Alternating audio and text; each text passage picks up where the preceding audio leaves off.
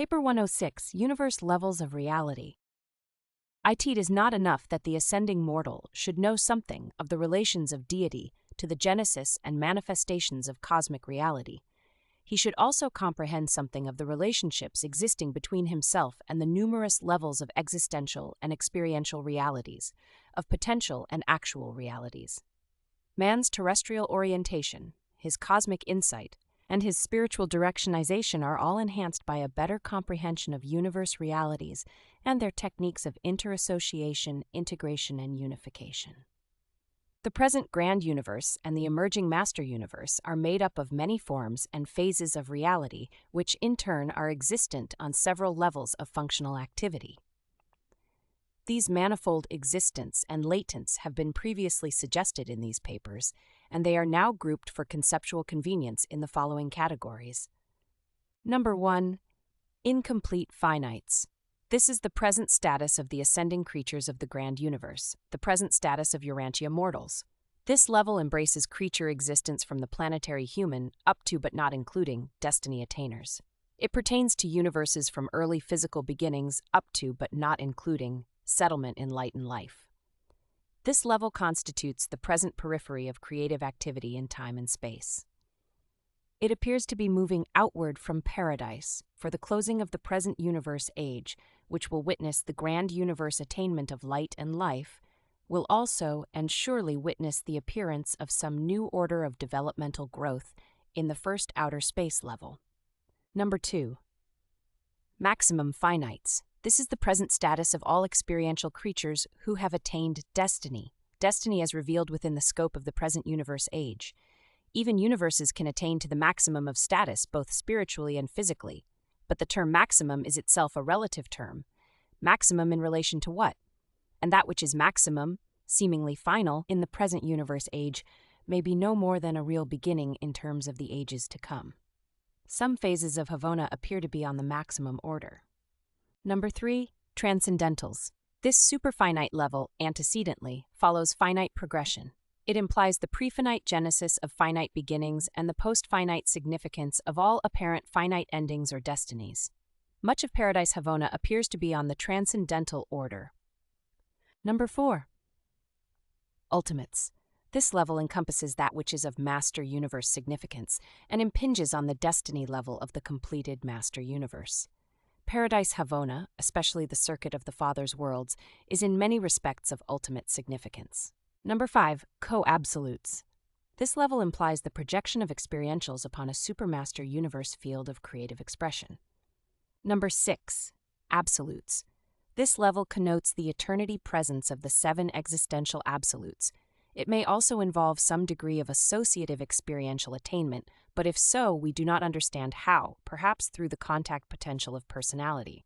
Number 7. Infinity. This level is pre-existential and post-experiential. Unqualified unity of infinity is a hypothetical reality before all beginnings and after all destinies. These levels of reality are convenient compromise symbolizations of the present universe age, and for the mortal perspective. There are a number of other ways of looking at reality from other than mortal perspective and from the standpoint of other universe ages. Thus, it should be recognized that the concepts herewith presented are entirely relative in the sense of being conditioned and limited by Number 1. The limitations of mortal language. Number 2. The limitations of the mortal mind. Number 3. The limited development of the 7 superuniverses. Number 4. Your ignorance of the 6 prime purposes of superuniverse development which do not pertain to the mortal ascent to paradise. Number 5. Your inability to grasp even a partial eternity viewpoint. Number 6. The impossibility of depicting cosmic evolution and destiny in relation to all universe ages, not just in regard to the present age of the evolutionary unfolding of the 7 superuniverses. Number 7. The inability of any creature to grasp what is really meant by pre-existentials or by post-experientials, that which lies before beginnings and after destinies. Reality growth is conditioned by the circumstances of the successive universe ages. The central universe underwent no evolutionary change in the Havona age, but in the present epochs of the superuniverse age, it is undergoing certain progressive changes induced by coordination with the evolutionary superuniverses. the 7 super-universes, now evolving, will sometime attain the settled status of light and life, will attain the growth limit for the present universe age. But beyond doubt, the next age, the age of the first outer space level, will release the super-universes from the destiny limitations of the present age. Repletion is continually being superimposed upon completion. These are some of the limitations which we encounter in attempting to present a unified concept of the cosmic growth of things, meanings, and values, and of their synthesis on ever-ascending levels of reality. Primary association of finite functionals. The primary or spirit origin phases of finite reality find immediate expression on creature levels as perfect personalities and on universe levels as the perfect Havona creation. Even experiential deity is thus expressed in the spirit person of God the Supreme in Havona. But the secondary, evolutionary, time and matter conditioned phases of the finite become cosmically integrated only as a result of growth and attainment. Eventually, all secondary or perfecting finites are to attain a level equal to that of primary perfection, but such destiny is subject to a time delay, a constitutive superuniverse qualification which is not genetically found in the central creation. We know of the existence of tertiary finites, but the technique of their integration is as yet unrevealed. This superuniverse time lag, this obstacle to perfection attainment, provides for creature participation in evolutionary growth. It thus makes it possible for the creature to enter into partnership with the Creator in the evolution of that self-same creature. And during these times of expanding growth, the incomplete is correlated with the perfect through the ministry of God the Sevenfold. God the Sevenfold signifies the recognition by paradise deity of the barriers of time in the evolutionary universes of space. No matter how remote from paradise, how deep in space, a material survival personality may take origin, God the Sevenfold will be found there present and engaged in the loving and merciful ministry of truth, beauty, and goodness to such an incomplete, struggling, and evolutionary creature. The divinity ministry of the Sevenfold reaches inward through the Eternal Son to the Paradise Father, and outward through the Ancients of Days to the Universe Fathers, the Creator Sons. Man, being personal and ascending by spiritual progression, finds the personal and spiritual divinity of the sevenfold deity. But there are other phases of the sevenfold which are not concerned with the progression of personality. The divinity aspects of this deity grouping are at present integrated in the liaison between the 7 master spirits and the conjoint actor, but they are destined to be eternally unified in the emerging personality of the Supreme Being. The other phases of the sevenfold deity are variously integrated in the present universe age, but all are likewise destined to be unified in the Supreme. The sevenfold, in all phases, is the source of the relative unity of the functional reality of the present grand universe. Secondary supreme finite integration. As God the sevenfold functionally coordinates finite evolution, so does the Supreme Being eventually synthesize destiny attainment. The Supreme Being is the deity culmination of grand universe evolution, physical evolution around a spirit nucleus, and eventual dominance of the spirit nucleus over the encircling and whirling domains of physical evolution. And all of this takes place in accordance with the mandates of personality. Paradise personality in the highest sense, creator personality in the universe sense, mortal personality in the human sense, supreme personality in the culminating or experiential totaling sense. The concept of the Supreme must provide for the differential recognition of spirit person, evolutionary power, and power personality synthesis, the unification of evolutionary power with and its dominance by spirit personality. Spirit in the last analysis comes from paradise through Havona.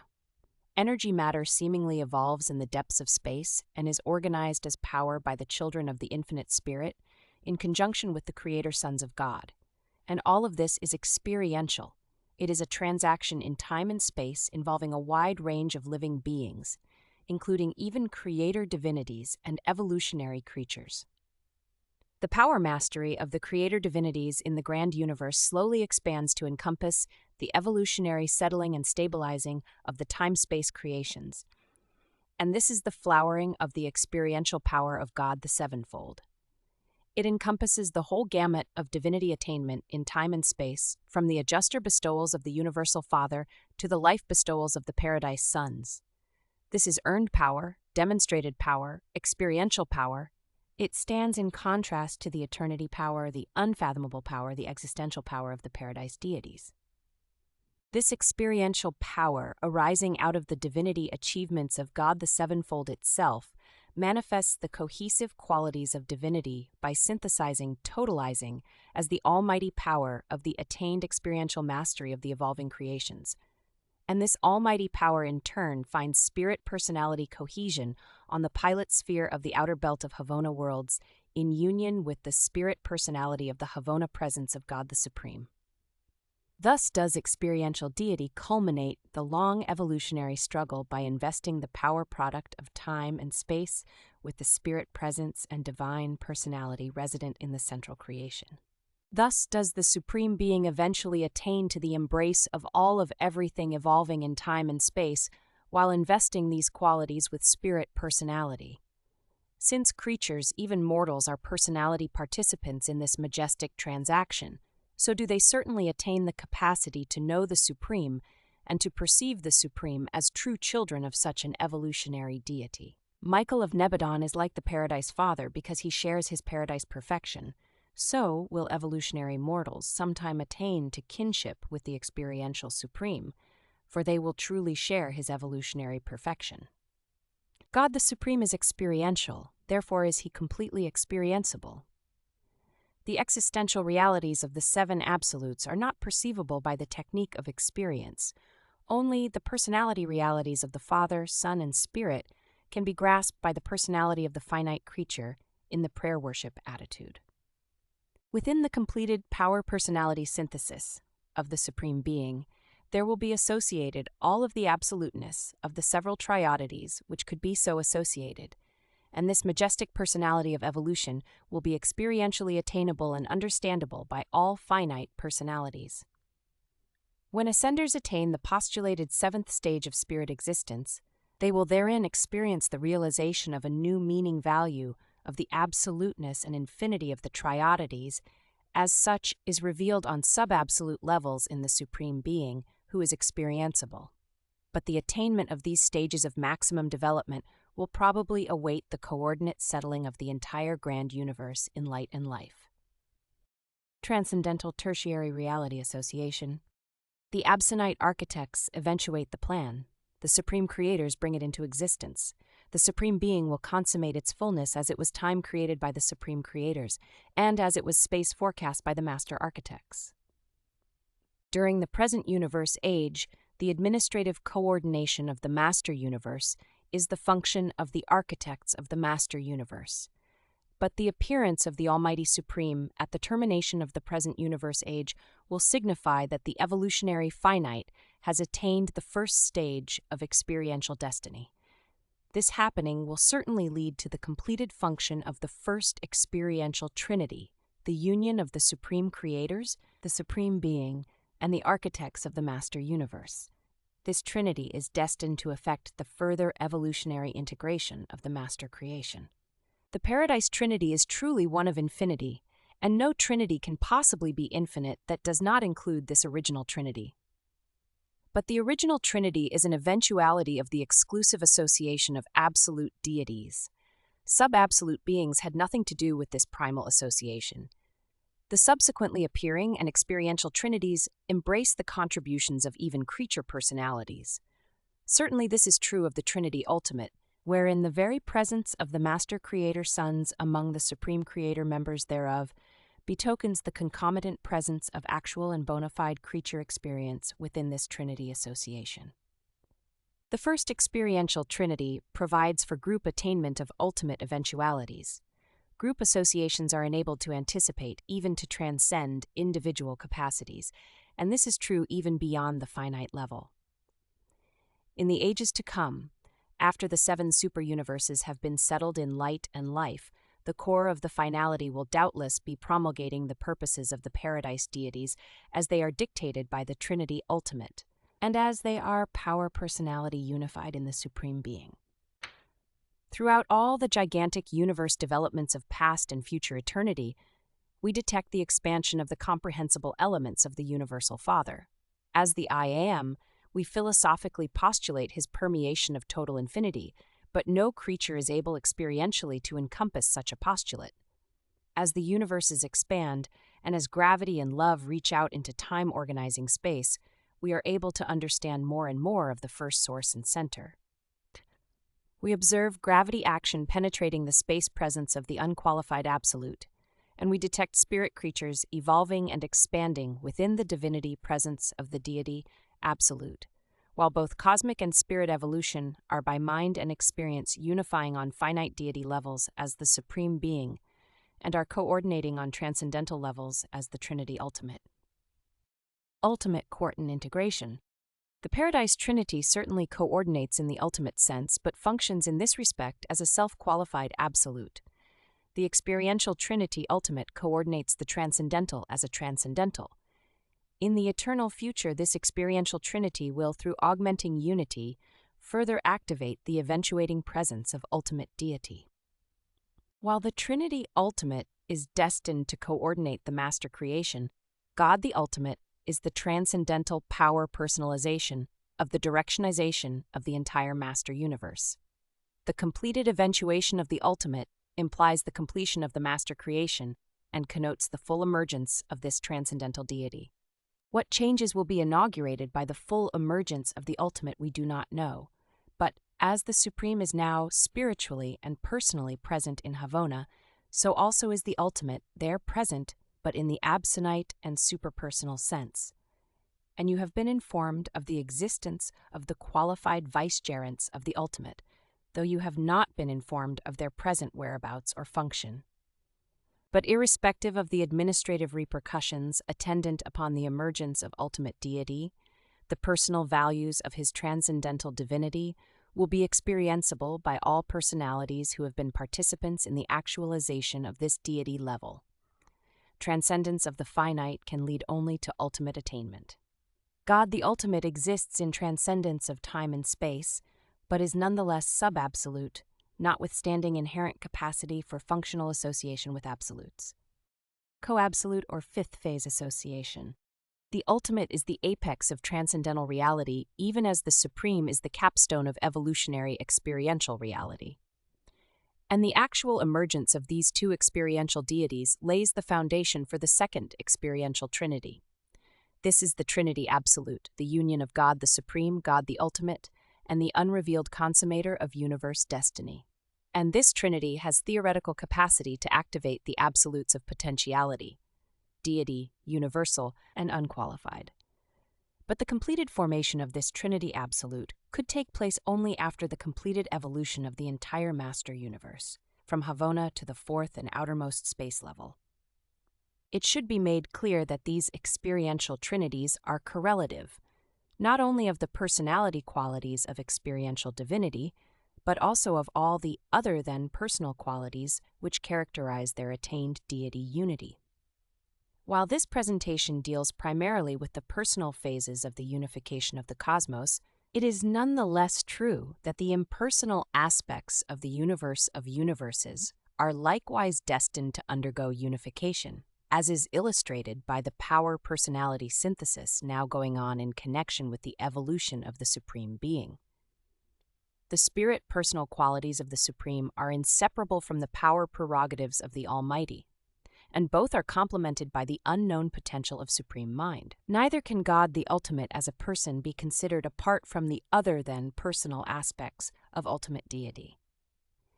And on the absolute level, the deity and the unqualified absolutes are inseparable and indistinguishable in the presence of the universal absolute. Trinities are, in and of themselves, not personal, but neither do they contravene personality. Rather do they encompass it and correlate it, in a collective sense, with impersonal functions. Trinities are, then, always deity reality, but never personality reality. The personality aspects of a trinity are inherent in its individual members, and as individual persons, they are not that trinity. Only as a collective are they trinity, that is trinity. But always is trinity inclusive of all-encompassed deity. Trinity is deity unity. The three absolutes, deity, universal, and unqualified, are not Trinity, for all are not deity. Only the deified can become Trinity. All other associations are triunities or triodities. Absolute or sixth phase integration. The present potential of the master universe is hardly absolute, though it may well be near ultimate, and we deem it impossible to achieve the full revelation of absolute meaning values within the scope of a sub-absolute cosmos. We therefore encounter considerable difficulty in attempting to conceive of a total expression of the limitless possibilities of the three absolutes, or even in attempting to visualize the experiential personalization of God the Absolute on the now impersonal level of the Deity Absolute. The space stage of the Master Universe seems to be adequate for the actualization of the Supreme Being, for the formation and full function of the Trinity Ultimate, for the eventuation of God the Ultimate, and even for the inception of the Trinity Absolute. But our concepts regarding the full function of this second experiential Trinity seem to imply something beyond even the wide-spreading Master Universe. If we assume a cosmos infinite, some illimitable cosmos on beyond the Master Universe, and if we conceive that the final developments of the Absolute Trinity will take place out on such a super-ultimate stage of action, then it becomes possible to conjecture that the completed function of the Trinity Absolute will achieve final expression in the creations of infinity and will consummate the absolute actualization of all potentials. The integration and association of ever-enlarging segments of reality will approach absoluteness of status proportional to the inclusion of all reality within the segments thus associated. Stated otherwise, the Trinity Absolute, as its name implies, is really absolute in total function. We do not know how an absolute function can achieve total expression on a qualified, limited, or otherwise restricted basis. Hence, we must assume that any such totality function will be unconditioned in potential. And it would also appear that the unconditioned would also be unlimited, at least from a qualitative standpoint, though we are not so sure regarding quantitative relationships. Of this, however, we are certain, while the existential paradise trinity is infinite and while the experiential trinity ultimate is subinfinite, the trinity absolute is not so easy to classify. Though experiential in genesis and constitution, it definitely impinges upon the existential absolutes of potentiality. While it is hardly profitable for the human mind to seek to grasp such faraway and superhuman concepts, we would suggest that the eternity action of the Trinity Absolute may be thought of as culminating in some kind of experientialization of the absolutes of potentiality. This would appear to be a reasonable conclusion with respect to the universal absolute, if not the unqualified absolute. At least we know that the universal absolute is not only static and potential, but also associative in the total deity sense of those words. But in regard to the conceivable values of divinity and personality, these conjectured happenings imply the personalization of the deity absolute and the appearance of those superpersonal values and those ultra-personal meanings inherent in the personality completion of God the Absolute. The third and last of the experiential deities. Finality of Destiny. Some of the difficulties in forming concepts of infinite reality integration are inherent in the fact that all such ideas embrace something of the finality of universal development, some kind of an experiential realization of all that could ever be. And it is inconceivable that quantitative infinity could ever be completely realized in finality. Always there must remain unexplored possibilities in the three potential absolutes, which no quantity of experiential development could ever exhaust. Eternity itself, though absolute, is not more than absolute. Even a tentative concept of final integration is inseparable from the fruitions of unqualified eternity, and is therefore practically non-realizable at any conceivable future time. Destiny is established by the volitional act of the deities who constitute the Paradise Trinity. Destiny is established in the vastness of the three great potentials whose absoluteness encompasses the possibilities of all future development. Destiny is probably consummated by the act of the consummator of universe destiny, and this act is probably involved with the supreme and the ultimate in the Trinity Absolute. Any experiential destiny can be at least partially comprehended by experiencing creatures, but a destiny which impinges on infinite existentials is hardly comprehensible. Finality destiny is an existential experiential attainment which appears to involve the Deity Absolute. But the Deity Absolute stands in eternity relationship with the unqualified Absolute by virtue of the Universal Absolute. And these three absolutes, experiential and possibility, are actually existential and more, being limitless, timeless, spaceless, boundless, and measureless, truly infinite. The improbability of goal attainment does not, however, prevent philosophical theorizing about such hypothetical destinies. The actualization of the Deity Absolute as an attainable absolute God may be practically impossible of realization. Nevertheless, such a finality fruition remains a theoretical possibility. The involvement of the unqualified absolute in some inconceivable cosmos infinite may be measurelessly remote in the futurity of endless eternity. But such a hypothesis is nonetheless valid. Mortals, Urantians, spirits, finaliters, transcendentalers, and others, together with the universes themselves and all other phases of reality, certainly do have a potentially final destiny that is absolute in value, but we doubt that any being or universe will ever completely attain all of the aspects of such a destiny. No matter how much you may grow in Father comprehension, your mind will always be staggered by the unrevealed infinity of the Father I Am, the unexplored vastness of which will always remain unfathomable and incomprehensible throughout all the cycles of eternity. No matter how much of God you may attain, there will always remain much more of Him, the existence of which you will not even suspect. And we believe that this is just as true on transcendental levels as it is in the domains of finite existence. The quest for God is endless. Such inability to attain God in a final sense should in no manner discourage universe creatures. Indeed, you can and do attain deity levels of the sevenfold, the supreme, and the ultimate, which mean to you what the infinite realization of God the Father means to the eternal Son and to the conjoint actor in their absolute status of eternity existence. Far from harassing the creature, the infinity of God should be the supreme assurance that throughout all endless futurity, an ascending personality will have before him the possibilities of personality development and deity association, which even eternity will neither exhaust nor terminate. To finite creatures of the grand universe, the concept of the master universe seems to be well-nigh infinite, but doubtless the absentite architects thereof perceive its relatedness to future and unimagined developments within the unending I Am. Even space itself is but an ultimate condition, a condition of qualification within the relative absoluteness of the quiet zones of mid-space.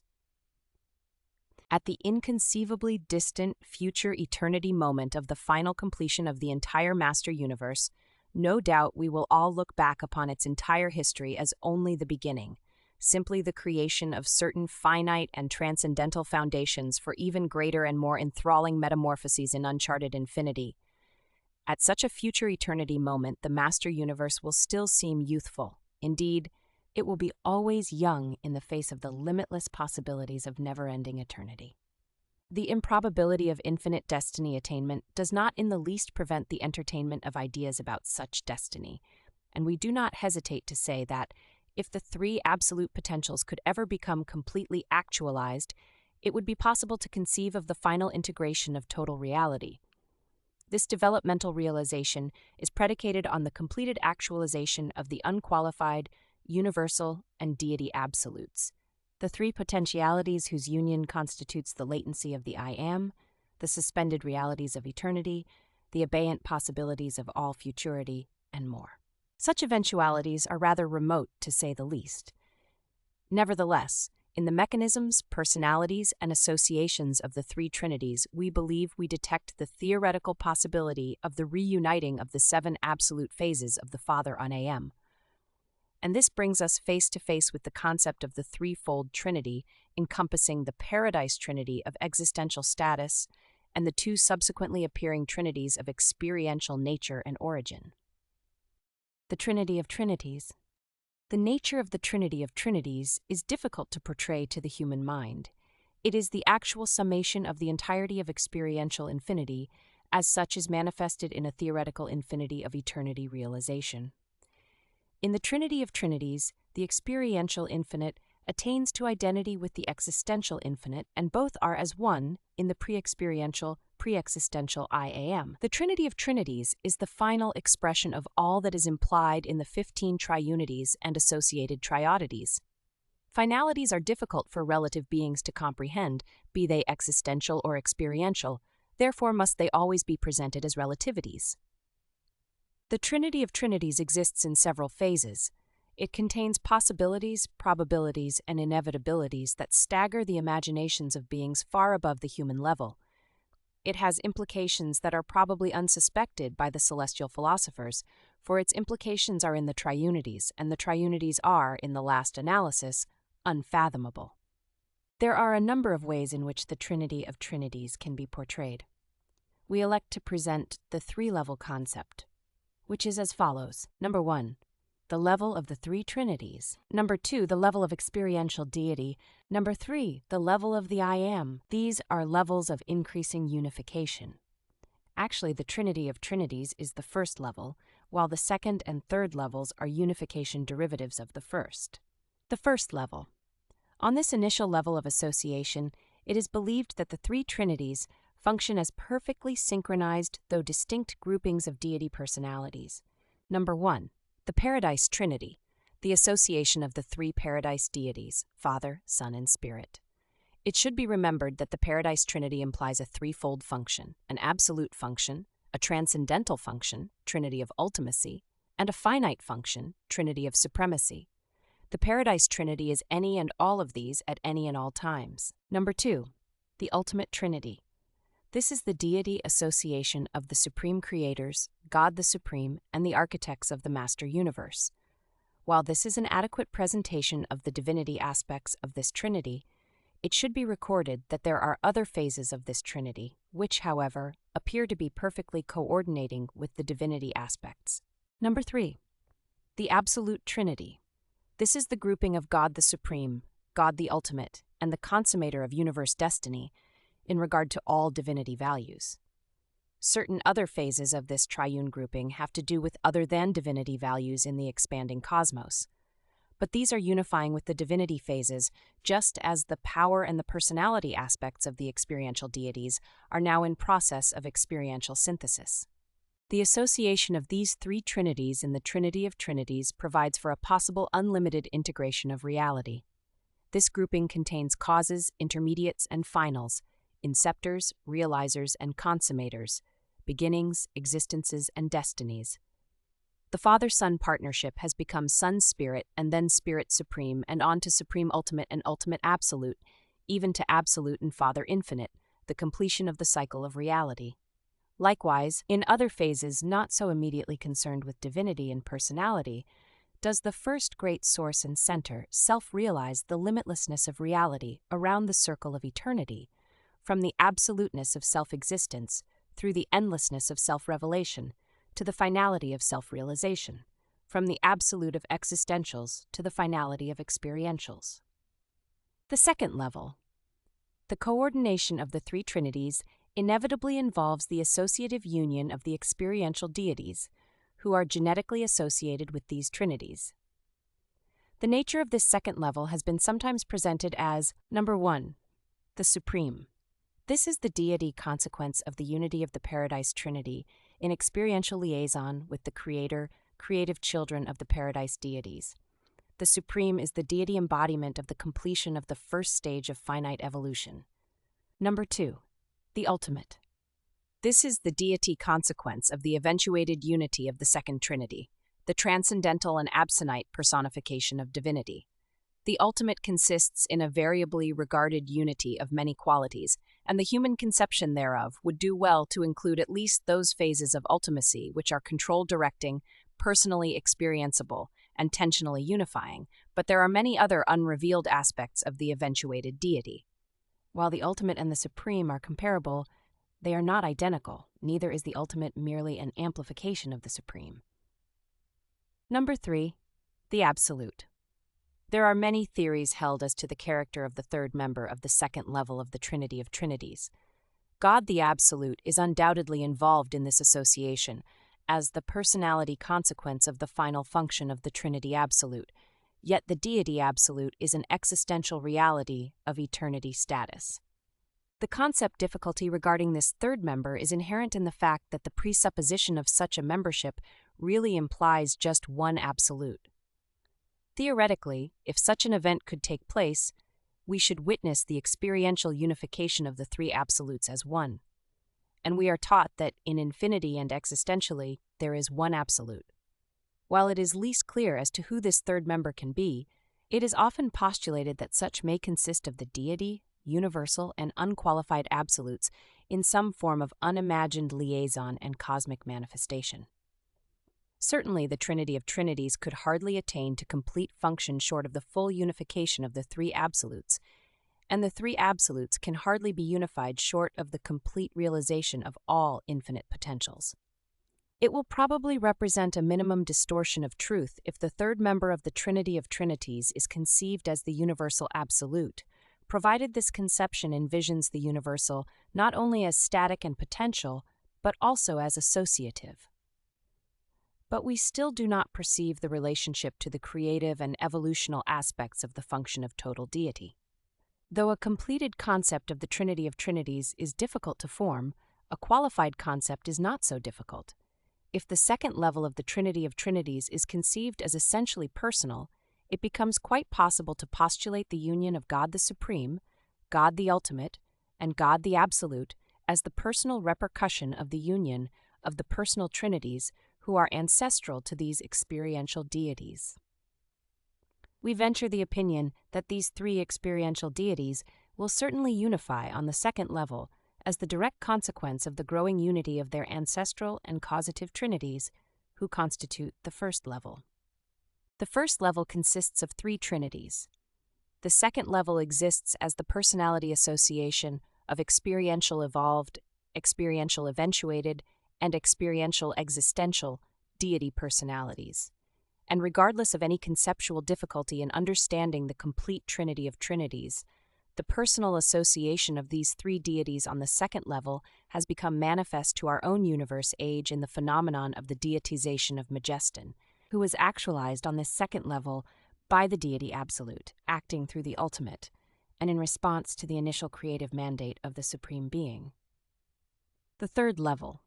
In an unqualified hypothesis of the second level of the Trinity of Trinities, there is embraced the correlation of every phase of every kind of reality that is or was or could be in the entirety of infinity. The Supreme Being is not only spirit but also mind and power and experience. The ultimate is all this and much more, while in the conjoined concept of the oneness of the deity, universal and unqualified absolutes, there is included the absolute finality of all reality realization. In the union of the supreme, ultimate, and the complete absolute, there could occur the functional reassembly of those aspects of infinity which were originally segmentalized by the I Am, and which resulted in the appearance of the seven absolutes of infinity. Though the universe philosophers deem this to be a most remote probability, still we often ask this question: if the second level of the Trinity of Trinities could ever achieve Trinity unity, what then would transpire as a consequence of such deity unity? We do not know, but we are confident that it would lead directly to the realization of the I Am as an experiential attainable. From the standpoint of personal beings, it could mean that the unknowable I Am had become experienceable as the Father Infinite. What these absolute destinies might mean from a non-personal standpoint is another matter, and one which only eternity could possibly clarify. But as we view these remote eventualities as personal creatures, we deduce that the final destiny of all personalities is the final knowing of the universal Father of these selfsame personalities. As we philosophically conceive of the I Am in past eternity, he is alone, there is none beside him. Looking forward into future eternity, we do not see that the I Am could possibly change as an existential, but we are inclined to forecast a vast experiential difference.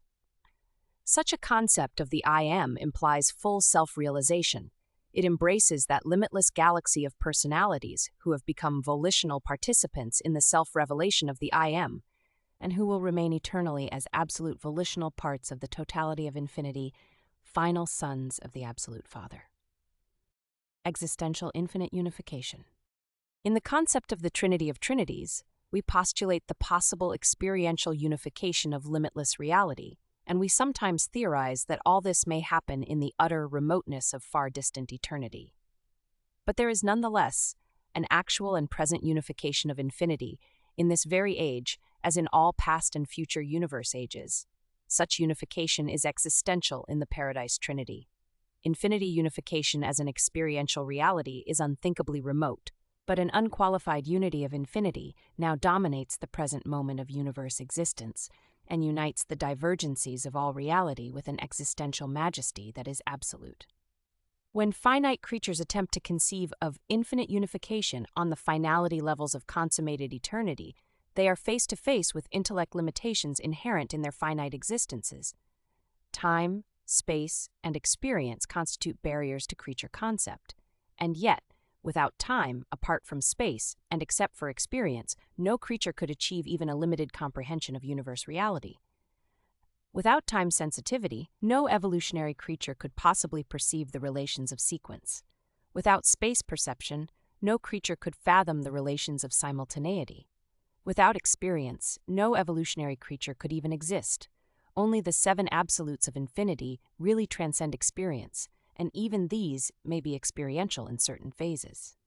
Time, space, and experience are man's greatest aids to relative reality perception, and yet his most formidable obstacles to complete reality perception. Mortals and many other universe creatures find it necessary to think of potentials as being actualized in space and evolving to fruition in time. But this entire process is a time-space phenomenon which does not actually take place on paradise and in eternity. On the absolute level, there is neither time nor space. All potentials may be there perceived as actuals. The concept of the unification of all reality, be it in this or any other universe age, is basically twofold: existential and experiential.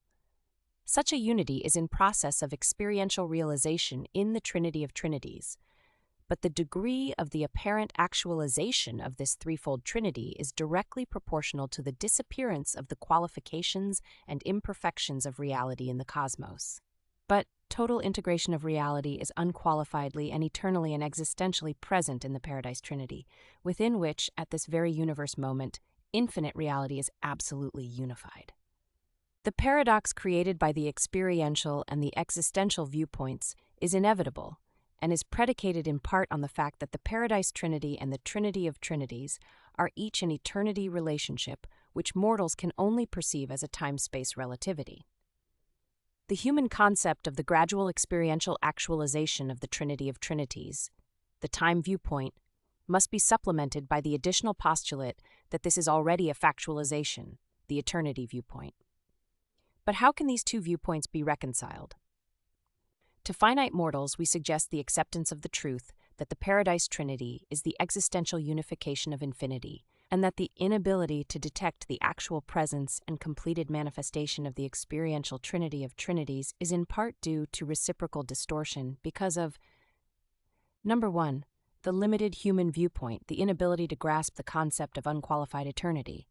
Number 2, the imperfect human status, the remoteness from the absolute level of experientials. Number 3, the purpose of human existence, the fact that mankind is designed to evolve by the technique of experience, and therefore must be inherently and constitutively dependent on experience. Only an absolute can be both existential and experiential.